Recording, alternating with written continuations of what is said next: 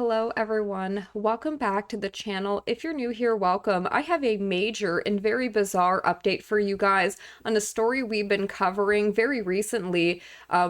Just to give you some background, the past few videos we have covered Ford Fischer from News2share breaking a story about a Virginia militia called the Kekoas, who came forward to sound the alarm about a person who had tried to join their group, seemingly with the intent of provoking or inciting an entrapment scheme or potentially another Whitmer hoax. In fact, some of the things that they themselves said was like, we don't want to be Whitmered, and the reasons that they gave for coming forward about this guy and the things that he was saying to different members of their group and different things he had done. And so let's just go ahead and get into the update. Oh, before we do that, I do want to say, if you have not watched those 3 videos, you should pause the video here. I'm going to go ahead and link those videos in the video description. So if you haven't watched those, go watch them in order first and then come back to this video so you have the proper background. Otherwise, this is going to maybe not make sense and it'll seem a little bit weird. But if you've seen those, let's go ahead and talk about the update. So this is just coming from Ford Fischer yesterday, a breaking thread on April 11. Russell Vane IV, the subject of my reporting, who allegedly attempted to provoke a Virginia militia group into producing things they shouldn't produce, was arrested. He is charged with, quote, attempted production of a biological agent or toxin. Now, this is coming from the Eastern District of Virginia. This is the criminal complaint here. You can see the date this is filed. It says April 11th, 2024. And they're saying on or about date April 10 in the county of Fairfax. They're bringing this complaint in, right? Attempted production of a biological agent or toxin. That's what Vane is being charged with. Now, what is interesting to me is I have looked and I've not been able to even find this criminal complaint. It seems like it was filed so recently. It's not even in Pacer yet. At least I wasn't able to find it in Pacer. And I searched the case number. I searched the title here, and I wasn't able to find anything. So I just found that to be kind of interesting. And he is linking to his April 1st. This was when he first broke this. He put a video out and he did a Twitter thread saying, investigative video thread, the Virginia Kekoas, a prepper militia based in Eastern Virginia, tells News2share they recently kicked out a member they believe may have been plotting an E-related entrapment scheme. So, and it certainly seemed that way, all right? As we had been saying, it seemed like he was seemingly working for a federal agency, and that he obviously had some intent towards entrapment, at least in my opinion. Now, moving on, it says, according to the criminal complaint, the FBI received multiple tips after Ford Fischer broke the story about Vane, who went by the handle Duke, on April 1st. He apparently tried, listen to this, to legally change his name April 3rd, the same day that the false obituary of him appeared. That to me is fascinating, because it's like, okay, this is someone who knows they've been outed and they're immediately trying to cover their tracks. They're immediately trying to change their name. I think that he was not expecting the group to come forward with him and out him like this. And so it seems like they were left scrambling. So this is the probable cause. It says Russell Richardson Vane IV is a 42-year-old male residing in a home on blank in Vienna, Virginia. Now, this is just to put it out there. I mean, a lot of you guys know this already. You guys know I'm in the Beltway area. I live in Northern Virginia. So this is just a little too close to home for me personally. Like, this really creeps me out, especially given what I am working on, On April 3rd, 2024, he filed a petition in Fairfax County Circuit Court to legally change his name to, quote, Duke Russ Hample. He wanted to change his name to Duke Russ Hample. Sir, what are you thinking? The court has not yet granted his petition. The initial tip: on or about April 1st, 2024, the FBI received multiple tips from both online sources and confidential human sources, CHSs, FBI informants, that a YouTube channel called News2share posted a video titled, quote, Virginia Kekoas militia oust member they believe may have been entrapping them over E. The video posted at this link carries the following description, and they give the description that was put in the YouTube video done by Ford Fischer. In the video, Kekoas militia members Ice and Sasquatch explained that Vane was formerly a member of the Kekoas group, originally joining in April of 2022. Now, he is linking to the April 3rd. This was April 4th. He posted this yesterday. An obituary appeared online claiming that Vane died March 11, 2024, the day after he was formally kicked out of the group. The feds cite my reporting, where I show unclassified government documents that the Virginia Kekoas militia members were allegedly handed by Duke, and he later appears to acknowledge giving them. So this is part of the complaint during a YouTube video. Ice and Sasquatch show above screenshots. In fact, let's bring this up. I believe I have the full page of it. Yes, so we can zoom in on this more. During the YouTube interview, they show encrypted chats in which Vane asks the group if it is interested in information on how to produce HMEs. News2share video also depicts chats between Vane operating under the moniker Duke and a member known as Preacher, in which Vane mentions having asked members to obtain a certain chemical. In my training and experience, I know this is a precursor chemical easily used to create HMEs. The chat also indicates Vane believed the Kekoas ought to explore the use of that when it comes to set traps, quote, when the tanks come. Now, continuing on, it says here in another recorded chat, Vane admits to, quote, passing the unclassified HME answer to cellulose and black powder and a map to Sasquatch. Yeah, so we showed that. We showed the manila envelope he gave Sasquatch.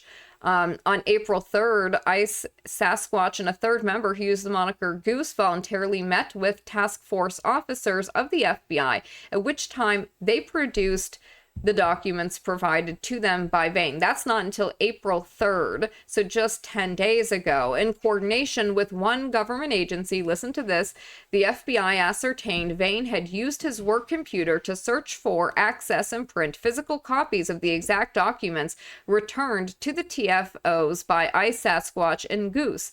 Vane also used his work computer to search for, access, and print copies of other documents pertaining to precursor compounds, including how to use them to manufacture devices. Based on government records, these physical documents were accessed back in February of 2024 and removed from a secure government facility. So this is an admission he was working at a place that apparently had a secure government facility, or somebody that he was close to did access that, did work at that facility, and somehow he was able to obtain these. And we know from who his father is, that could easily be his father. But also in the video we did looking at the dad and trying to find information on him and the dad, we found both were involved in, quote, video game and game theory stuff, so that's kind of weird. And he himself had told the Kekoas that he was with the CIA, but then he also mentioned NRO, at least that appeared on some of the documents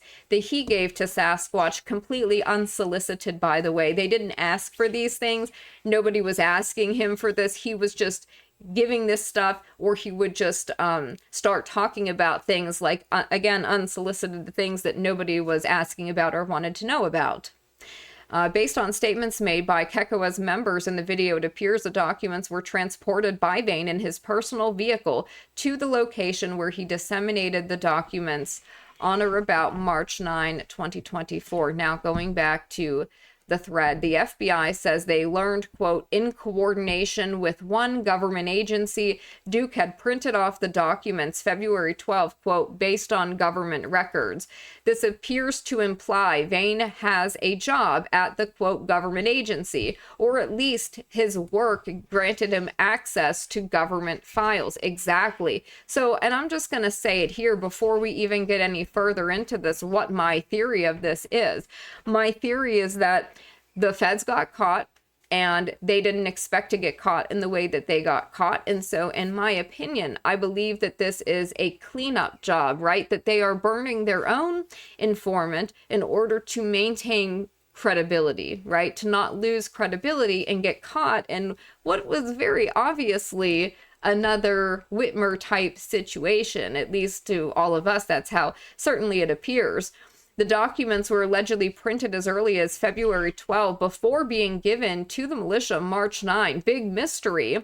Why on February 27 did Duke appear to claim someone else had been arrested for doing the same thing? Yeah, that was something he talked about. He said in a text message to, I believe it may have been Preacher or somebody, he said, oh, that somebody at his work had been arrested for this. Or maybe he said that in the group chat.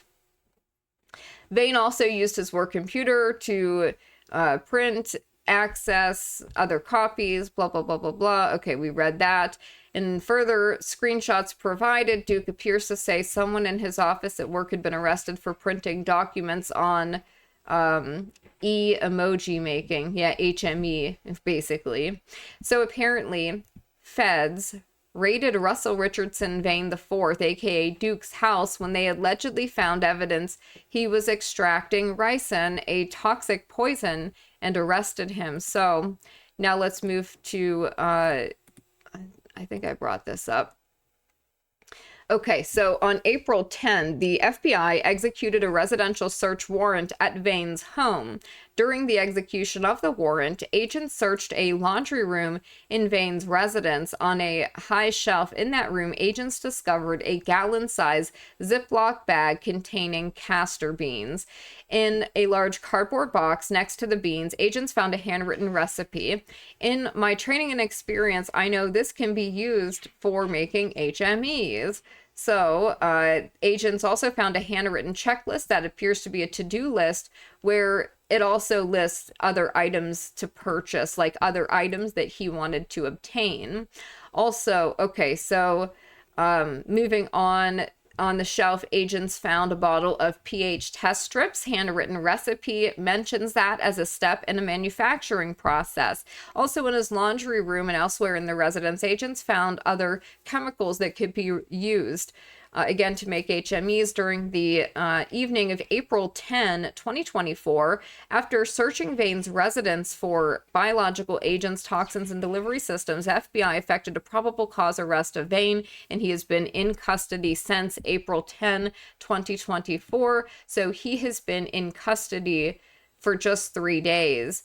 Now, let's go back to the thread. Vane is currently in federal custody and faces a detention hearing on Monday. As I previously reported, he is definitely not deceased, as claimed by an obituary and someone on his phone talking to Hannah Alam, that is a Washington Post reporter. The Washington Post also picked up this story, and so you can see here he is in custody and he has a hearing coming up.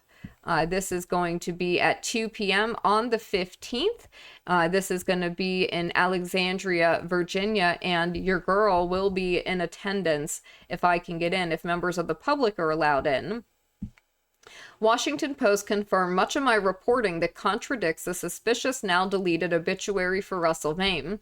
They also managed to get someone with a male voice who answered Duke's phone. Yes. So the obituary said he struggled with a disability that impacted his brain and perception of reality. Fisher, horrified by the news but skeptical because of the wording, said he set about trying to verify Vane's passing. A close friend of Vane's, one he'd brought to training, told Fisher he'd spoken with him since March 11 and would definitely know if something was wrong. Jennifer Starkey, administrator of the Virginia Medical Examiner's Northern District Office, which handles deaths in Fairfax County, said there was no record matching Vane, but added not all of these incidences fall under the district's jurisdiction and not all are reported. The profile picture on what appears to be Vane's Facebook page was changed on April 1st, again suggesting that he was not deceased and was very much alive. His mother, a business owner, posts regular social media updates and made no mention of a death in the family. She also commented on his page in recent days. An attempt to reach her by phone was unsuccessful. Vane's father is a data scientist and war game designer whose statements and published writings refer to a career in defense and intelligence work. Yeah, okay, so again, it's like these people got caught, right? I thought it was interesting that the Washington Post picked up on this story. And what is the Washington Post known for? Well, they're known for their connections to intelligence. I think for the Washington Post, it specifically might be CIA. So that's fascinating to me. To reiterate, according to this federal criminal complaint, Vane printed out documents about ease from, quote, his work computer and walked out of a, quote, secure government facility with them and handed them to a militia group. While I'm not aware of any elements of the story taking place in the district itself, it appears his arrest was conducted by a joint terrorism task force out of Washington, D.C., not Virginia field office, which is also fascinating. I am assigned to the squad of the Washington field office, JTTF, on DT. Side note, Duke has an Airbnb account where he lists 5 places for rent. Quote, lives in Vienna, Virginia. Quote, I'm obsessed with chemistry. Ask Duke about shooting sports. Quote, my biography title, read this vainglorious thing. I mean, the guy is bizarre. I need to reiterate, my story came out April 1st. On April 3rd, an obituary for Russell Vane IV appeared online. That same day, Vane walked into a courthouse alive, allegedly attempting to change his name. At the moment, which, quote, government facility Russell Vane IV worked at is unclear, but here's the federal connections I can point out for him and his father, Russell Vane III. He was once a Marine intel specialist. He then worked at Booz Allen Hamilton, a military government and intelligence contractor. He allegedly told the militia he worked for the CIA. He later insinuated to the group he worked at the National Geospatial Intelligence Agency, the NGA, or the United States Geospatial Intelligence Foundation, NGIF. He provided the group documents marked as coming from the DIA, Defense Intelligence Agency, and the NGA. His father, Russ Vane III, worked as a data scientist for geospatial intelligence company OG Systems, hello, clowns in America, and his Facebook page says, worked at DHS. Vane IV has now been arrested by the FBI. Yeah, the Marine Corps confirmed Vane served as an intel specialist for 8 years, earning an overseas service ribbon and Global War on Terror service medal. He was a reservist. Yeah, exactly. He was a reservist, not active duty. A whole lot of house burning and going kaboom. I wonder if some subversive force has released literature and is encouraging these things, unquote. Duke allegedly weeks after leaving his job at a secure government facility with HME documents. Yes, looks like the FBI got caught trying to entrap another militia group similar to the Whitmer guys, got outed, and now they need to save face, so they're throwing their agent under the bus. No honor among thieves, I guess. Indeed. And I would agree. That's sort of my thinking here, is that I think that obviously there was something going on. Are we to believe that this guy whose father and him have both worked for the government and intelligence, like, oh, he just decided to do this on his own? Please. In light of everything else that's happening, and the other story that just came out from Coeur d'Alene, Idaho, of a young man who is in contact with at least 5 federal agents for the... You just go watch my story on it, my video on it. I am just, again, I'm going without caffeine. This is now, I don't even know how many days we are without me having caffeine, but it is weird. I feel weird.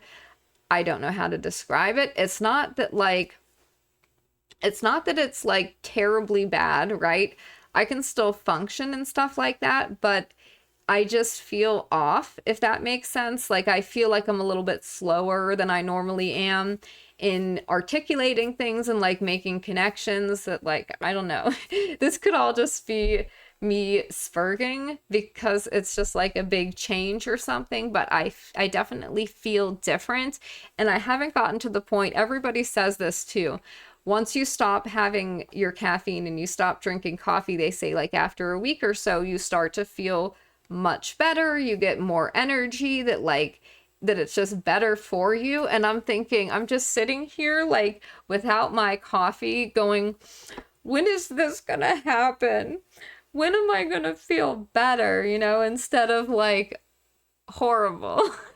At some point, I'm supposed to not like feel fatigued and stuff. I've been super tired and like, I don't know. I'm just waiting for this to magically get better. Anyways, I want to know what you guys think of this story. This whole thing is so bizarre. Do you think they just got outed and this is their sloppy sweep up attempt? Are they willing? And I believe that they are. And I believe also there's precedent to show this in prior cases, willing to burn their own informants or whatever, their own provocateurs, in order to keep the credibility going as they continue to engage in this kind of, in my opinion, criminal activity. All right, everybody, that's it for now. I hope you have a good day.